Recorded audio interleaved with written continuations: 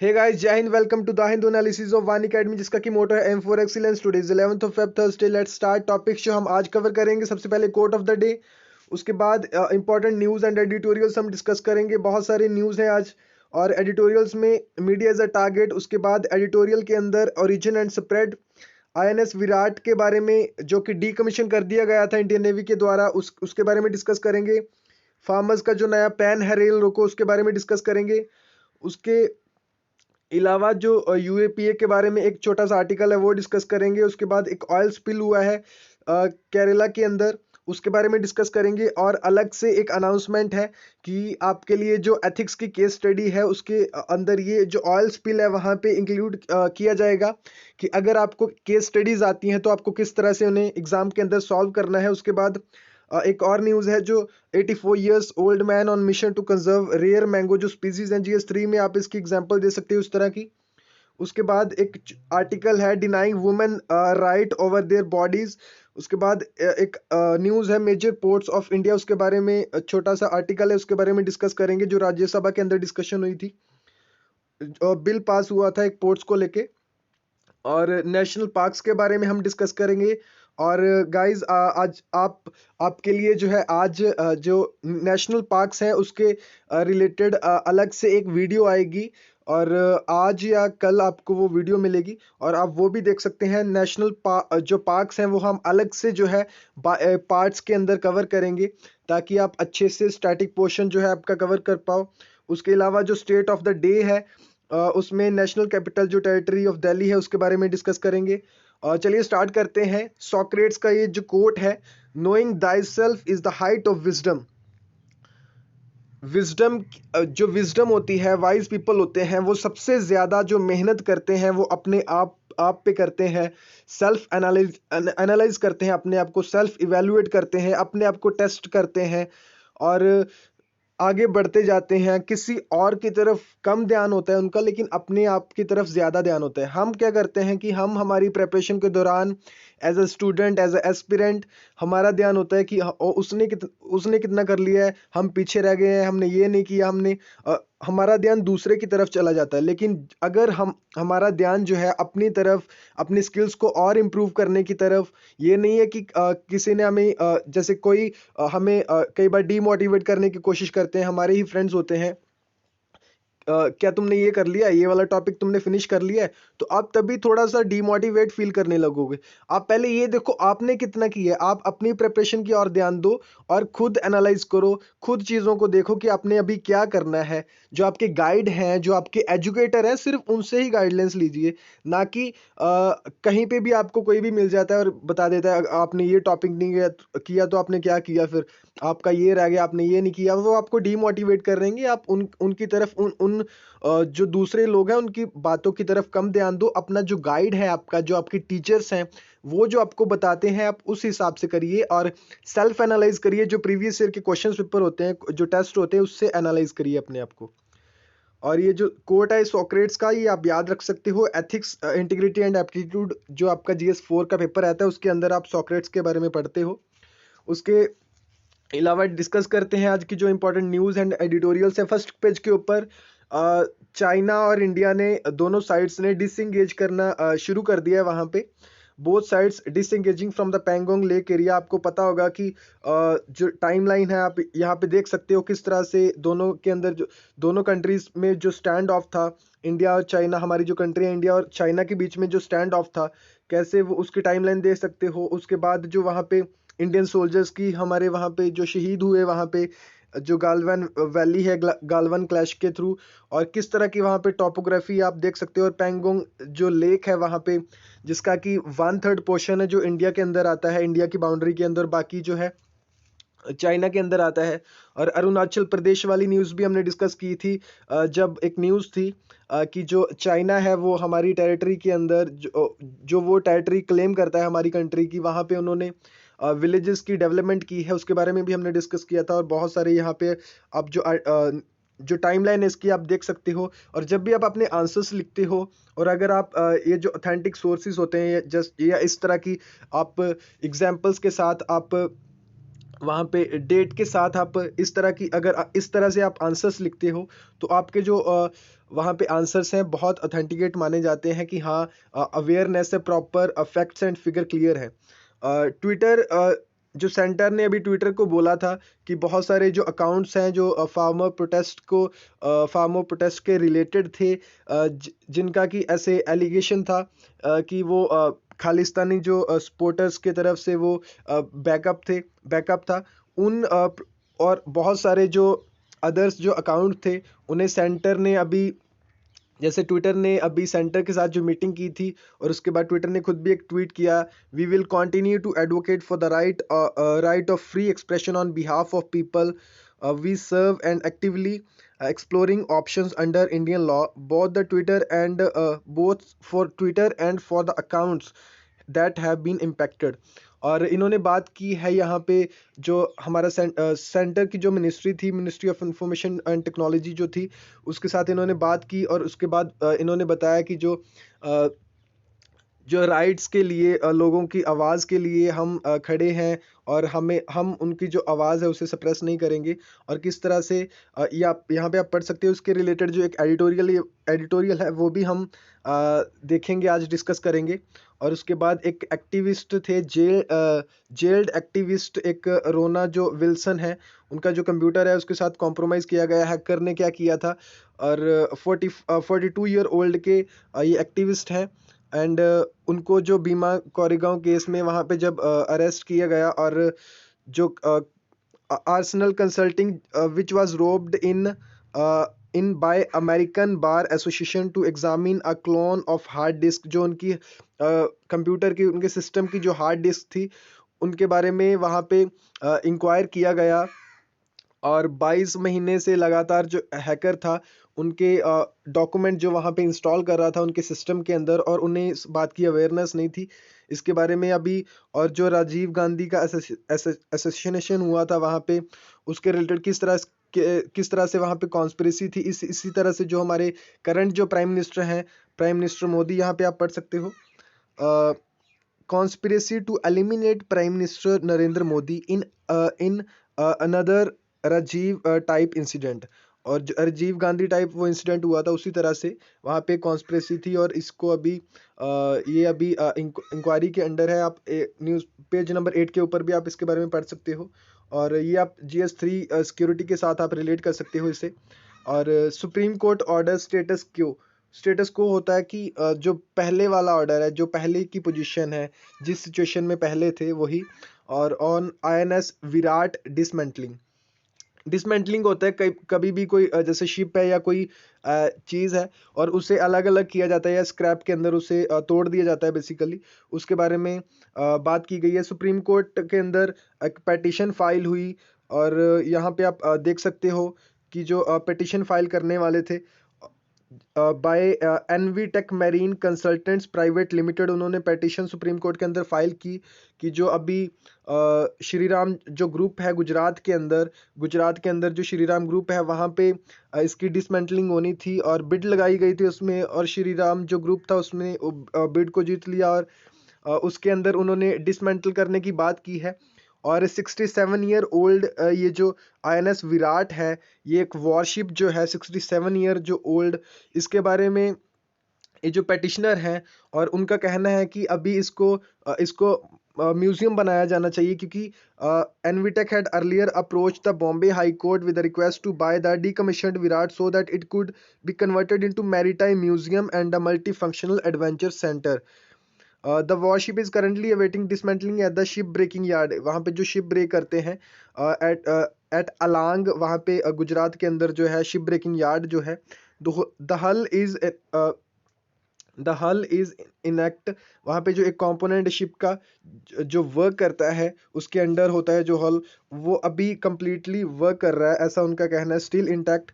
Mister Rupali Sharma appearing in a person submitted before the bench. Petitioners have argued that the Virat, which was the oldest serving warship, सबसे पुराना जो warship था, at the time of its decommissioning should not be sold as a scrap. उसे कबाड़ की तरह, scrap की तरह नहीं सोल्ड करना चाहिए, बस बल्कि उसे एक म्यूजियम की तरह हमारे कल्चर को, क्योंकि सबसे ओल्डेस्ट है तो हमारे कल्चर को एक तरह से वो नरिश करेगा कि हाँ लोग जान पाएंगे हमारी कंट्री के बारे में, उस वॉरशिप के बारे में और उसकी हिस्ट्री के बारे में।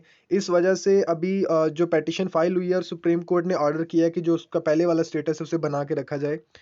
और नेक्स्ट जो न्यूज़ है that was also on the first page, unions plan rail रोको। जैसे सॉरी मैंने जब फेब 18 को बताया यहाँ पे, the agitating farmer unions on Wednesday announce that they will block rail traffic across country for 4 hours. 4 घंटे के लिए फेब 18 को ये 4 घंटे के लिए रेल रोकेंगे जो फार्मर्स हैं, यूनियंस हैं पूरे इंडिया के अंदर।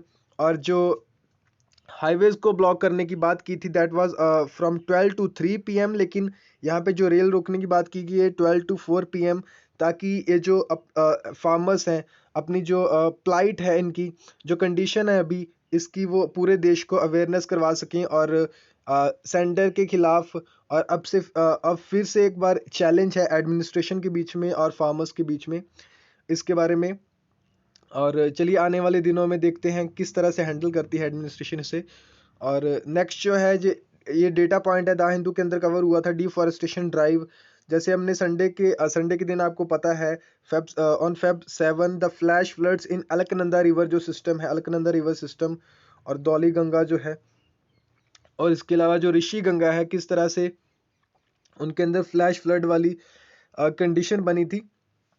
बेसिकली अलकनंदा रिवर नहीं थी, लेकिन अलकनंदा रिवर की जो ट्रिब्यूटरी है दौली गंगा, अलकनंदा रिवर सिस्टम इसलिए बताया गया है क्योंकि वो ट्रिब्यूटरी है अलकनंदा की, इसलिए Alaknanda river system claimed several lives and swept away 2 major hydro power projects. 2 major जो हाइड्रो पावर प्रोजेक्ट्स जिनके बारे में हमने ऑलरेडी डिस्कस किया था।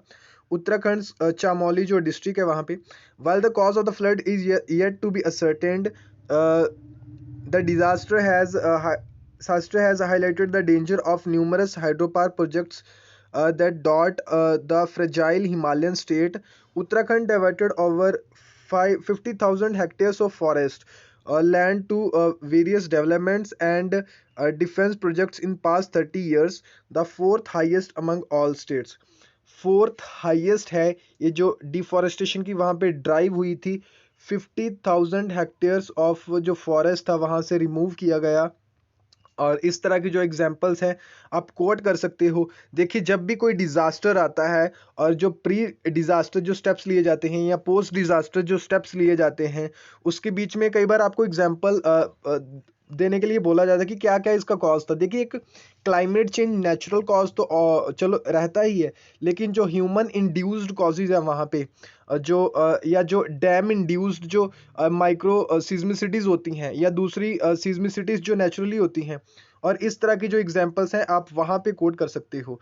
स्टेट स्प्लिट के अंदर इन्होंने अलग अलग स्टेट्स के अंदर किस तरह से जो फॉरेस्ट एरिया है वहाँ पे और किस तरह से वहाँ पे रिमूव किया गया है। और जो उत्तराखंड के अभी रिमूव हुआ है ये 4th हाईएस्ट है। शेयर ऑफ टोटल फॉरेस्ट जो एरिया है, रीजन फॉर डाइवर्शन क्या रीजन है इसका, और मोस्ट डाइवर्टेड जो डिस्ट्रिक्ट है उसके बारे में यहाँ पे उत्तराखंड के अंदर जो सबसे अंदर टिहरी गढ़वाल जो है उसके बारे में बात की गई है। नेक्स्ट जो चमोली है, और चमोली के अंदर ही जो अभी हमने देखा कि जो डिज़ास्टर है उसकी बात की और चमोली के अंदर ही हुआ था। और सेकंड हाईएस्ट है जहाँ पे वो ट्रीज जो हैं वहाँ पे हटाए गए, पेड़ वहाँ पे डिफॉरेस्टेशन जो ड्राइव हुई वहाँ पे। और इस तरह की जो एग्जांपल्स हैं आप कोट कर सकते हो वहाँ पे अपने आंसर्स में। और जो द हिंदू का पोस्टर है आर्टिकल 19 जो है ये इम्प्लिसिट फ्रीडम देता है प्रेस को यहाँ पे इम्प्लिसिटली, कि आप जो अपने व्यूज़ हैं अपने ओपिनियंस यहाँ पे देख सकते हो। और आप यहाँ पे कमेंट बॉक्स के अंदर जो लाइव चैट बॉक्स है उसके अंदर बता सकते हो कि ये जो आज का जो पोस्टर है ये किसके रिलेटेड है। उसके अलावा जो हम एडिटोरियल डिस्कस करेंगे, सबसे पहले media as target, there must be no room for suspicion that agencies are being, हम जैसे कि पता है कि जो एजेंसीज हैं उन्हें यूज़ किया जा रहा है, जैसे कि CBI है, इन्फोर्समेंट डायरेक्टरेट है और NIA है, IT है, किस तरह से उन्हें यूज़ किया जा रहा है ताकि जो लोगों की आवाज़ है उन्हें सप्रेस किया जाए, जो पब्लिक की एक एक्सप्रेशन करने की वहाँ पे राइट है उनका डिसेंट का, उससे सप्रेस किया जा रहा है एजेंसीज के द्वारा, सेंटर के द्वारा यूज़ करके, ऐसा राइटर का कहना है। ऑर्डिनरली क्या होता है कि सर्चेज एंड सीजर जो होते हैं आर लेजिटिमेट स्टार्टिंग पॉइंट और of N investigation done on the basis of prior information. पहले इन्फॉर्मेशन मिलती है, फिर सर्च होती है, सीजर होते हैं। लेकिन ये जो ईडी की रेड हुई है कल, जैसे हमने डिस्कस किया था, इन्फोर्समेंट जो डायरेक्टरेट है उसके बारे में हमने डिस्कस किया था, किस तरह से उन्होंने ये जो डिजिटल एक न्यूज़ प्लेटफॉर्म है न्यूज़ क्लिक, जो कि फार्मर्स के प्रोटेस्ट के रिलेटेड या बहुत सारी और जो न्यूज़ वहाँ पे गैदर कर रहा था उसके रिलेटेड जो वहाँ पे रेड हुई है इन्फोर्समेंट डायरेक्टरेट की, उससे ये साफ जाहिर होता है कि वहाँ पे जो पब्लिक की वॉइस है, जो मीडिया हाउसेस होते हैं, किस तरह से वो पब्लिक की वॉइस होते हैं, लोगों की आवाज़ बनते हैं, किस तरह से उन्हें सप्रेस किया जाता है। और इन्हें रिपोर्ट यहाँ पे एक जो दिल्ली पुलिस ने एक केस दर्ज किया था, एफआईआर वहाँ पे रजिस्टर हुई थी। ED is said to be investigating alleged money laundering, जो केस था वहाँ पे वो उससे इन्वेस्टिगेट कर रहे थे रिलेटेड ऑफ रुपीज़ 30 करोड़, इसलिए उन्होंने वहाँ पे रेड किया। और आप देख सकते हो कि जैसे जो ये जो न्यूज़ क्लिक जो चैनल था, किस तरह से ये रिपोर्ट कवर कर रहा था रिलेटेड टू फार्मर्स जो एजिटेशन था और सिटीजनशिप जो अमेंडमेंट एक्ट था उसके रिलेटेड जो रिपोर्टिंग वहाँ पे कर रहा था, और इट वाज अगेंस्ट सेंटर के जो पॉलिसीज है उससे क्रिटिसाइज कर रहा था रेगुलरली। और किस तरह से अभी जो इन्फोर्समेंट डायरेक्टरेट है सेंटर के द्वारा, किस तरह से उसे यूज़ किया गया है, जिसका कि मेन काम होता है प्रिवेंशन ऑफ मनी लॉन्ड्रिंग, और किस तरह से इन्हें यहाँ पे यूज़ किया जाता है, ये राइटर का यहाँ पे कहना है। और laws that are serious in nature and ought not to be invoked lightly are being used with abandon against those who have invited the establishment wrath. This may explain the frequency with which the offense of sedition, किस तरह से sedition के charges लगाए जाते हैं, या जो speech देते हैं या राइटिंग्स होती हैं, किस तरह से उन्हें उनके ऊपर सेडिशन के जो सेक्शन 124 जो है इंडियन पिनल कोड का, किस तरह से सेडिशन के चार्जेस लगाए जाते हैं, या with allegation of anti national activity जो यूएपीए है, किस तरह से उसके जो चार्जेस के अंडर अरेस्ट किया जाता है लोगों को। और जैसे अब मुनव्वर फारूकी वाला जो केस था उसके अंदर उन्होंने अभी पहले जब जब किसी ने उनके खिलाफ जो वहाँ पे कंप्लेंट की और उन्हें अरेस्ट किया गया जनवरी 1 को, मुनव्वर फारूकी को।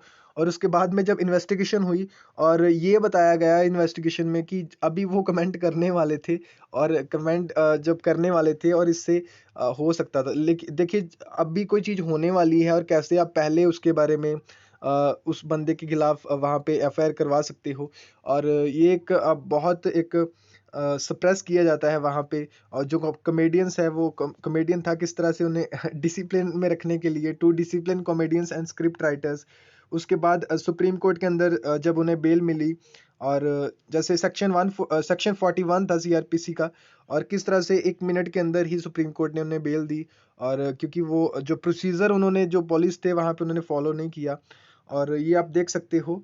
और ये इस तरह की जो एग्जांपल्स हैं, आपको जब एनालाइज करने के लिए या क्रिटिकली एनालाइज करने के लिए बोला जाता है, वहाँ पे इस तरह की एग्जांपल्स दे सकते हो।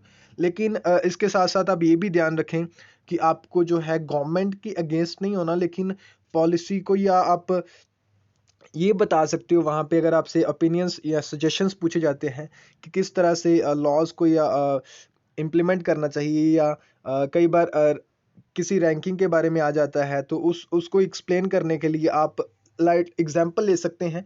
लेकिन पॉलिसीज़ किस तरह से बननी चाहिए, आप सजेशंस वहाँ पे दे सकते हैं, ना कि आप गवर्नमेंट को क्रिटिसाइज़ कर सकते हैं वहाँ पे। क्योंकि देखिए गवर्नमेंट, आप जब ऑफिसर बन जाओगे तो आपको अभी भी एस्पिरेंट्स, आप जब हो आपको ऑफिसर्स की तरह ही आंसर्स लिखने हैं। क्योंकि अगर आप गवर्नमेंट को ही क्रिटिसाइज़ करोगे और आप खुद ही गवर्नमेंट का पार्ट हो, एज अ गवर्नमेंट का पार्ट हो, और अपने आप को क्रिटिसाइज़ करोगे, इसमें कोई सेंस नहीं बनती। और इसमें जो आपको एग्जामिनर है वो मार्क्स भी नहीं देगा आपको, इंस्टेड कि आपके जो मार्क्स हैं वो डिडक्ट हो सकते हैं इससे। और ये आंसर जब आप लिखते हैं तो इसमें बहुत ध्यान से आप क्रिटिकली जो एनालाइज करते हैं या उस चीज़ को एवेल्युएट करते हैं, बहुत ध्यान से आपको ये करना है। एक्सट्रीम व्यूज़ नहीं देने अपने, एक्सट्रीम जो ओपिनियंस हैं ना अपने बनाने हैं, ना अपने एक्सट्रीम व्यूज़ जो होने देने हैं वहाँ पे। क्योंकि वहाँ पे जैसे एग्जीक्यूटिव जो है, जैसे आप एग्जीक्यूटिव्स बनोगे वहाँ पे और आपसे वो सजेशंस पूछेंगे, आपसे वो सजेशंस मांगते हैं, जो प्रॉब्लम का सलूशन मांगते हैं, ना कि आपने खुद, आप जर्नलिस्ट नहीं हो वहाँ पे कि आपने क्रिटिसाइज करना है गवर्नमेंट को, बल्कि आपने जो किस तरह से पॉलिसी फ्रेम होनी चाहिए या क्या क्या इम्प्लीमेंटेशन होनी चाहिए, किस तरह से इम्प्लीमेंटेशन होना चाहिए, या उसके रिलेटेड जो सजेशंस हैं वो आपने बताने हैं। ओरिजिन एंड स्प्रेड, ये एक और एडिटोरियल है जो कि वुहान के अंदर, जैसे आपको पता है कि जो एक 17 मेंबर डब्ल्यूएचओ की टीम गई थी और काफ़ी सारी जो वहाँ पे कॉन्स्पिरेसी थ्योरीज डेवलप हुई थी जब आउटब्रेक हुआ कोरोना वायरस का, कोविड-19 का। और कि ये जो वायरस लीक हुआ है, ये लेबोरेटरीज जो चाइना के अंदर है वहाँ पे ये वायरस लीक किया गया है और जानबूझ के ऐसा हुआ है। लेकिन उसको जो वुहान के डब्ल्यूएचओ की जो टीम थी, 17 मेंबर डब्ल्यूएचओ टीम, उसने अभी रिसेंटली वहाँ पे उनको इस जो ये जो क्लेम है, इसे अभी उन्होंने बोला है कि ये सही नहीं है, it is extremely unlikely and did not require further study, इस पे अभी फर्दर स्टडी नहीं चाहिए, that emerged early during the pandemic, ये जो कॉन्स्पिरेसी थ्योरीज थी। और उसके अलावा while many scientist have dismissed the lab origin theory in mid Feb 2020, और फरवरी मिड फेब 2020 के अंदर भी बहुत सारे जो साइंटिस्ट थे उन्होंने इस थ्योरी को कंडेम किया था, डिसमिस किया था। A group of 27 prominent scientists from outside China strongly condemned conspiracy theories in a letter published in the Lancet। और ये आप देख सकते हो। और बेसिकली इस एडिटोरियल जो वायरस का जो वायरस था, ये हुबई के अंदर जो अभी चाइना ने सब नवंबर के अंदर जो इन्होंने रिपोर्ट किया था, जो पहला इन्फेक्टेड जो पर्सन था उसके बारे में, और China officially confirmed human to human transmission only in mid January उसके बाद में। और बेसिकली इस जो एडिटोरियल है इसका मेन जो ये मेन इसका जो आंसर आप यहाँ पे कंक्लूड कर सकते हो वो ये है कि वहाँ पे जो डब्ल्यूएचओ की विजिट हुई is just the beginning of the long endeavour to uncover the origin of the virus. ये तभी सक्सीड होगा, it will succeed only when a scientific investigation is allowed to follow a course without being politicized। देखिए, आपको जैसे पहले पता होगा कि चाइना ने किस तरह से वहाँ पे जो डब्ल्यूएचओ की टीम थी वहाँ पे उन्हें आने के लिए मना किया, और किस तरह से इसकी पॉलिटिसाइजेशन हुई, और इस मुद्दे को अभी पॉलिटिसाइज नहीं करना चाहिए, ऐसा जो राइटर का वहाँ पे कहना है। As in the case of SARS outbreak in 2000, China again failed to truly transparent during the SARS CoV 2 outbreak. जो सार्स आउटब्रेक हुआ था 2000 के अंदर, उसके अभी जो सार्स जो कोव 2 है जिसे कोविड-19 बोलते हैं, इसके अंदर भी चाइना जो है वो फेल हो गया है ट्रांसपेरेंट करने के लिए इसके बारे में। और it can be partially undo the damage done by now being more open and cooperative so that the future outbreaks जो हैं उन्हें जो related corona virus can be identified, उन्हें आइडेंटिफाई किया जाए एंड उन्हें अर्ली कंटेन किया जाए। इफ ना भी प्रिवेंट हो, ना भी उन्हें प्रिवेंट किया जाए, लेकिन अर्ली जो है उन्हें कंटेन कर लिया जाए, ऐसा जो है एडिटोरियल का कहना है। उसके बाद जो यूएपीए जो केसेस हैं, जो फर्स्ट पेज के ऊपर ये न्यूज़ था, और 2.2% यूएपीए जो केसेस हैं from 2016 to 2019 ended in conviction. ये राज्यसभा के अंदर जब वहाँ पे डिबेट्स रहते हैं या उसके अंदर ये न्यूज़ थी, और सबसे अंदर जो कर्नाटका के अंदर यूएपीए के अंडर जो अरेस्ट हुई हैं, उसके बाद असम के अंदर, उसके बाद जम्मू एंड कश्मीर एंड लद्दाख के अंदर, उसके बाद उत्तर प्रदेश के अंदर, ये आप जो डेटा है यहाँ पे पढ़ सकते हो। और यूएपीए जो होता है, unlawful activities prevention act, is an Indian law aimed at prevention of unlawful activities association in India. 1967 के अंदर ये फ्रेम हुआ था ये law. Its main objective was to make powers available for dealing with activities directed against the integrity and sovereignty of India। और इसके अलावा जो ये एक एडिटोरियल जो है, ये एक आर्टिकल जो है, ये हम केस स्टडी के अंदर, आज जो केस स्टडी आएगी उसके अंदर ये हम डिस्कस करेंगे। Furnace oil from titanium factory जो है केरला के अंदर, और वहाँ पे जो मालाबार कोस्ट है वहाँ पे, उसके बारे में हम एक केस स्टडी के अंदर किस तरह से हमें केस स्टडीज़ को हैंडल करना है उसके बारे में हम वहाँ पे डिस्कस करेंगे। उसके बाद स्कूल जो क्लोजर है led to loss in foundational abilities, किस तरह से जो स्कूल जो बंद हुए कोविड-19 की वजह से, और किस तरह से जो बच्चे हैं उनकी पढ़ाई पे किस तरह का उस पर असर हुआ। जैसे according to the study on average 92% of students from class 2nd to class 6 have lost at least one specific foundational ability in languages that they may have acquired in the previous year। जो पहले पिछले साल उन्होंने acquire की जो language के अंदर जो स्पेसिफिक फाउंडेशनल एबिलिटी जो पहले उन्होंने एक्वायर की, उसको अभी उन्होंने लूज़ कर दिया। 92% जो स्टूडेंट्स थे, और मैथमेटिक्स के अंदर भी जो 82% के आसपास ये जो है उनका बच्चों का लॉस हुआ है उस एबिलिटी के अंदर। उसके अलावा जो ये जो कंडक्ट करवाई गई स्टडी अजीम प्रेम जी की यूनिवर्सिटी जो है, उनके जो फिलंथ्रोपिस्ट हैं वहाँ पे, उनकी जो एक इंडस्ट्री यूनिवर्सिटी जो है एक, सॉरी, उसके अंदर ये जो स्टडी जो थी कंडक्ट करवाई गई कर्नाटका बेंगलुरु के अंदर, और ये आप यहाँ से पढ़ सकते हो। नेक्स्ट जो एक न्यूज़ है, an 4 year old on a mission to conserve rare mango varieties. देखिए सबसे पहले ये न्यूज़ तो हमारे लिए एक मोटिवेशन की तरह भी होती है कि किस तरह से 84 ईयर ये ओल्ड मैन जो है, इनका नाम है Subana Hegde, has been honoured by the Indian Institute of Horticulture Research. कल भी हमने बेंगलुरु के अंदर जो वहाँ पे साइंटिस्ट थे Indian Institute of Horticulture research के, कल भी हमने एक डिस्कस किया था कि एक जो मैरीगोल्ड का एक नया जो वैरायटी है उसे डेवलप किया गया है कि जो रेन के या लेट हार्वेस्ट होने की वजह से अगर वो ख़राब भी हो जाते हैं फ्लावर्स अगर, लेकिन फिर भी उनमें जो कैरोटीन है उन्हें एक्सट्रैक्ट किया जा सकता है और वो यूज़फुल हो सकते हैं। उसको उन्होंने जो डेवलप किया था साइंटिस्ट ने, और ये आप यहाँ पे देख सकते हो कि 4 ईयर ओल्ड जो हैं वो एक मिशन पे हैं to conserve rare mango species. वहाँ पे उनका जो घर ही है वहीं पे वो अपना जो है जो अलग अलग स्पीसीज वो जाते हैं अपनी वाइफ के साथ वहाँ पे, और कलेक्ट करके लेके आते हैं, चल के जाते हैं। और इनका कहना है कि ये अकेले इनके लिए काम ये थोड़ा टफ है, क्योंकि जाना पड़ता है बहुत, मल्टीपल वहाँ पे राउंड लगाने पड़ते हैं। और जैसे 1 एकड़ की इनके पास ज़मीन है और वहाँ पे 100 स्पीसीज के आसपास जो है, और इन्होंने जैसे वहाँ पे लगाई हैं, 100 नहीं सॉरी, अलग अलग स्पीसीज जो इन्होंने लगाई हैं। और जो इनका घर है बेसिकली सेंटर में है, और आसपास जो है इन्होंने जो मैंगो की वहाँ पे स्पीसीज हैं प्लांट्स लगाए हैं। और दूसरों जिसको अगर चाहिए होता है तो वहाँ पे ये फ्री देते हैं, ना कि कोई पैसे नहीं लेते। और इनका कहना है कि ये बेसिकली अब जो है इनको जो बाकी लोग हैं उनको भी मदद करनी चाहिए, और बाकियों को भी इस इनिशिएटिव को लेना चाहिए कि हाँ, हमें जो हमारे स्पीसीज जो हैं या हमारे जो नेचर है, एनवायरनमेंट जो है, हमें उन्हें कंजर्व करना चाहिए। और ये एक तरह से आपके लिए मोटिवेशन भी हो सकता है कि किस तरह से हमें अपने इन्वायरनमेंट को, हमें अपने नेचर को बचा के रखना है। नेक्स्ट जो एक आर्टिकल है, denying women the rights over their own body. Recently Argentina जो है साउथ अमेरिका के अंदर जो कंट्री है, उसके अंदर उनकी जो कांग्रेस है उन्होंने लीगलाइज किया है abortion up to 14th week of pregnancy.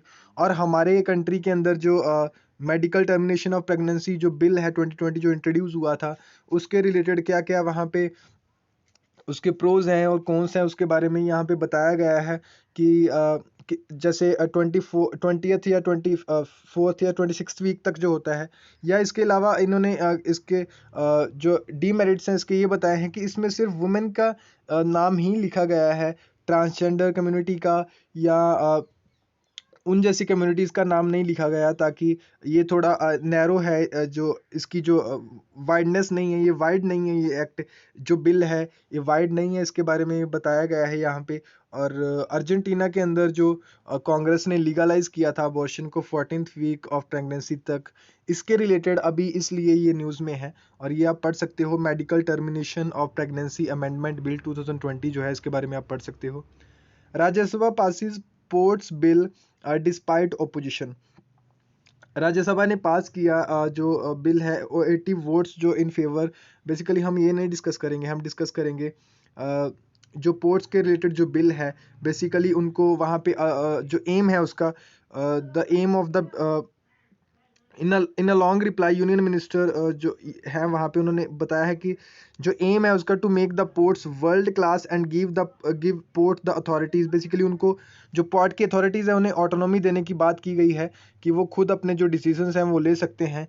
He denied opposition charge, और ऑपोजिशन ने चार्ज लगाए थे कि ये प्राइवेटाइजेशन हो रही है वहाँ पे, लेकिन उन्होंने उसे डिनाई किया। और इसके अलावा जो आप इसकी इमेज जो है यहाँ पे देख सकते हो, जो पोर्ट्स हैं 18 मेजर जो पोर्ट्स हैं, सॉरी 13 मेजर जो पोर्ट्स हैं उसके बारे में आप यहाँ पे इनकी लोकेशन जो है देख सकते हो। उसके अलावा जो स्टेट हम डिस्कस करेंगे दैट इज़ जो यूनियन टेरिटरी है, national capital territory of Delhi, इसके बारे में देखिए कब ये यूनियन टेरिटरी बनी और अब जैसे फ़िलहाल वहाँ पे स्टेट की मांग की जा रही है। और उसके अलावा चलिए आप बताइए ग्रुप के अंदर कि क्यों वहाँ पे इसको जो स्टेटहुड का जो दर्जा है क्या दिया जाना चाहिए या नहीं दिया जाना चाहिए, ये आप अभी कमेंट बॉक्स के अंदर आप सजेशंस दे सकते हो अपने। और आर्टिकल 239 डबल ए जो है इसके रिलेटेड है, इसके बारे में जो स्पेशल प्रोविजंस मिली हैं यहाँ पे। नेशनल पार्क्स जो हम डिस्कस करते आ रहे हैं और सेकंड कैटेगरी के अंदर आईयूसीएन की सेकंड कैटेगरी के अंदर इसे रखा है। और जो स्टेट है स्टेट जो जम्मू कश्मीर और लद्दाख है ये हमने पहले डिस्कस कर ली है, Kazinag Salim Ali, Dachigam Kishtwar Hemis National Park, और यहाँ पे लोकेशन देख सकते हो आप। हिमाचल प्रदेश के भी हमने ऑलरेडी डिस्कस किए हैं, Khir Ganga Inder Killa Pin Valley Great Himalayan Simbal 12। और यहाँ पे आप लोकेशन देख सकते हो उत्तराखंड के भी गोविंद पशु विहार गंगोत्री नेशनल पार्क, उसके बाद Nanda Devi Valley of Flowers, Rajaji Jim Corbett जो कि ओल्डेस्ट एक नेशनल पार्क है इंडिया का। इसके अलावा आप लोकेशंस यहाँ पे देख सकते हो, हरियाणा के हमने डिस्कस कर लिए हैं, कालेश्वर और सुल्तानपुर जो हैं हमने ऑलरेडी डिस्कस कर लिए हैं। उसके अलावा जो नेशनल पार्क्स हैं वहाँ पे सरिस्का नेशनल पार्क है, किलाडोडी नेशनल पार्क है राजस्थान के अंदर, डेजस नेशनल पार्क है, रणथंभौर नेशनल पार्क है, मुकंदरा हिल्स जो नेशनल पार्क्स है वहाँ पे, और लोकेशन इसकी आप यहाँ पे देख सकते हो। बेसिकली ये हमने डिस्कस कर लिए हैं। अगर आप देखिए अलग से आपके लिए एक वीडियो भी बनाया जाएगा नेशनल पार्क्स के अंदर, इन पार्ट्स के अंदर। अभी तक जो हमने डिस्कस कर लिए हैं वो हम आज या कल एक वीडियो लेके आएंगे आपके लिए, और वो आप अलग से भी वहाँ पे देख सकते हो। और ये हम इसलिए जल्दी से कर रहे हैं क्योंकि हमने पहले ऑलरेडी ये डिस्कस कर लिए हैं। जो बच्चे इसे कंटिन्यूसली कर रहे हैं उन्हें पता होगा कि यहाँ पे आप नोट्स जो है बना सकते हो यहाँ पे इसके। और Uttar Pradesh PDF already basically आपको मिलेगी, वहाँ पे आप इसे देख सकते हो। उत्तर प्रदेश के अंदर एक ही नेशनल पार्क है, दुधवा नेशनल पार्क, जो आप इसे याद रख सकते हो। और बेसिकली यहाँ पे इसकी लोकेशन है। और बिहार के अंदर भी एक ही नेशनल पार्क है, वाल्मीकि नेशनल पार्क, जो टाइगर रिजर्व भी है। और असम के अंदर आज हम डिस्कस करेंगे Manas National Park, Orang National Park, Nameri National Park, Kaziranga National Park, Dibru Saikhowa, Dihing जो पटकाई है। ये 6 नेशनल पार्क्स हैं। और ये जो अंडरलाइन किए हैं ऊपर, जो 4 जो अंडरलाइन किए हैं यहाँ वहाँ पे जो टाइगर रिजर्व्स भी हैं। देखिए आपसे क्वेश्चन पूछा जाता है कि पूछा जा सकता है कि क्या दिहिंग पटकाई और जो दिब्रू साइखोवा नेशनल पार्क है और दिब्रू साइखोवा है, क्या ये टाइगर रिजर्व है या नहीं। और आपको ये पता है यहाँ पे आप यहाँ पे एक फॉर्मूला भी बना सकते हो, MONK मॉन्क, और यहाँ पे D आप ये फॉर्मूला बना सकते हो मानस नेशनल पार्क और ओरांग नेशनल पार्क और Nameri National Park, Kaziranga National Park और दिब्रू साइखोवा और दिहिंग पटकाई नेशनल पार्क। और आप इनकी लोकेशन देख सकते हो यहाँ पे जो नामेरी नेशनल पार्क है, और इसके अलावा यहाँ पे जो मानस नेशनल पार्क है, ओरांग नेशनल पार्क है, काजीरंगा, दिब्रू साइखोवा और जो दिहिंग पटकाई है उसकी लोकेशन इधर है। और इसके अलावा आप जो बाकी जो नेशनल पार्क्स हैं इनके बारे में भी आज जो डिस्कशन की जाएगी, अलग से एक वीडियो लेके आया जाएगा आपके लिए, वहाँ पे आप जो देख सकते हो। और इसके अलावा अगर आपको ये इनिशिएटिव पसंद है और प्लीज़ सपोर्ट करें इस इनिशिएटिव को by subscribing to our YouTube channel, also share this video, like comment. और यहाँ पे आपको इसकी जो टेलीग्राम चैनल है इसे आप ज्वाइन कर सकते हो, वहाँ पे आपको इसकी PDF और PPT मिलेगी। थैंक यू और for watching this analysis, daily news analysis. जैसे हमने पहले ये 10 AM को आता था और अभी आपके ही कहने पे अभी 9 AM को अभी इसे 9 AM को अभी ये आता है। और इतनी जल्दी एनालिसिस बनाने में, PDF बनाने में काफ़ी ज़्यादा टाइम लगता है। और आप प्लीज़ सपोर्ट करें इस इनिशिएटिव को, ताकि ये जो वानी अकेडमी का इनिशिएटिव है इसे सपोर्ट करें, ताकि ज़्यादा से ज़्यादा जो स्टूडेंट्स हैं या एस्पिरेंट्स हैं जो सेल्फ स्टडी करते हैं या जो अफोर्डेबल एजुकेशन लेना चाहते हैं, उन तक जो वानी अकेडमी का ये जो इनिशिएटिव है वहाँ पे पहुँच सके। और इसके अलावा जो आप यहाँ पे बेल आइकन पे क्लिक करके, वहाँ पे जो बेल आइकन नहीं वहाँ पे जो आई बटन है वहाँ पे क्लिक करके आप जो प्रीवियस जो वीडियोस हैं या जो टेस्ट वीडियोस या टेस्ट एनालिसिस जो डेली 10 क्वेश्चंस चलते हैं वहाँ पे आप देख सकते हो। और इसके अलावा आप और भी जो नेशनल पार्क्स जो हैं आज हम ये डिस्कस करेंगे, और अलग से इसकी वीडियो लेके आया जाएगा। और केस स्टडी जैसे हमने बोला जो केरला के अंदर वहाँ पे जो इंसिडेंट हुआ एक ऑयल स्पिल का, उसके रिलेटेड एक केस स्टडी हम लेके आएंगे, किस तरह से हमें केस स्टडी वहाँ पे लिखनी है।